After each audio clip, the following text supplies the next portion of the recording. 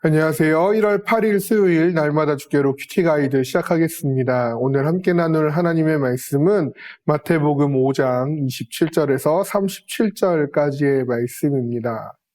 혹시 무엇인가 즐겨 하던 것을 단번에 끊어내신 적이 있으신가요? 그건 결코 쉬운 일이 아니죠. 오늘 예수님은 제자들에게 보다 높은 차원의 거룩함을 위하여 끊어내야 할 모습들을 강하게 끊어내라고 말씀하고 계십니다. 오늘 말씀을 묵상하면서 거룩함을 위해 내가 끊어내야 할 것이 무엇인지 발견하고 결단하는 시간이 되기를 원합니다. 관찰 질문 1번입니다. 예수님은 간음에 대해 어떻게 말씀합니까? 간음하지 말라라는 것은 십계명에도 들어가 있고요. 이미 구약시대의 율법으로 금하여 놓은 것이죠. 그러나 예수님의 이 간음하지 말라라는 것은 구약시대의 율법이 정한 것보다 높은 차원에 있다라고 할 수 있는데요. 그것은 간음을 행동으로 옮긴 후에 적용되던 율법과 달리 음욕을 품고 여자를 보는 자마다 마음에 이미 간음하였다라고 말씀하시기 때문입니다. 즉 행동하지 않더라도 그 마음에 음욕을 품는 것도 간음이라고 하신 것이죠.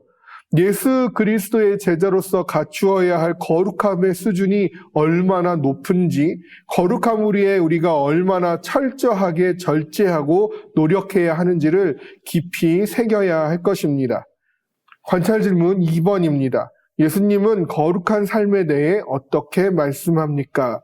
29절과 30절 말씀을 보면 만일 내 오른 눈이 너로 실족하게 하거든 빼어내버리라. 내 백체 중 하나가 없어지고 온몸이 지옥에 던져지지 않는 것이 유익하며 또한 내 오른손이 너로 실족하게 하거든 찍어내버리라.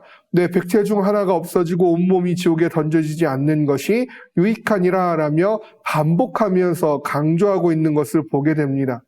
눈이든 손이든 그로 인해서 실족하게 된다면, 그것으로 인하여 죄를 범하게 된다면 차라리 그 눈과 손을 빼어내고 찍어내어서라도 온 몸이 지옥에 던져지는 것을 피하는 것이 유익하다 할 정도로 이 거룩함을 유지하기 위해서 죄에 대해서 단호해야 함을 말씀하고 있는 것이죠.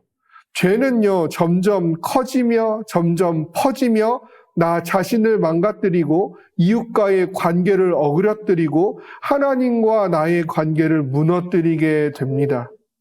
따라서 죄는 어떠한 모양이라도 우리는 단호하게 끊어내고 내버리는 결단과 각오가 필요한 것이고 그러한 행동이 우리 가운데 실천되어야 한다라는 것이죠.